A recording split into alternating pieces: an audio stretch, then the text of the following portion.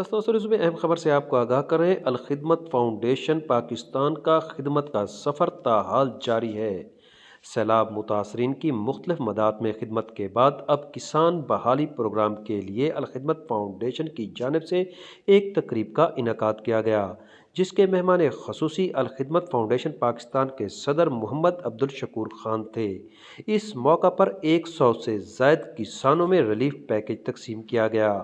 یہاں موجود رہے سینئر صحافی یاسر فرید حیدرانی، جن کے مطابق الخدمت کی جانب سے 100 سے زائد کسانوں میں ادویات، کھاد، بیج اور دیگر اشیاء تقسیم کی گئیں۔ آئیے آپ کو دکھاتے ہیں ان کی بنائی ہوئی یہ رپورٹ۔ نے انہیں یہ توفیق دی کہ جب مصیبت کا آغاز ہوا، یہ سب سے پہلے فرنٹ لائن میں آگے ہو کر انسانی جانیں بچانے میں لگے ہوئے تھے، اور یہ اللہ کا خاص کرم اور فضل ہے کہ اگر کسی معاشرے میں، کسی شہر میں، کسی ضلع میں اس طرح کے نوجوان موجود ہوں جن کو بلانا نہ پڑے جب کوئی مصیبت آئے۔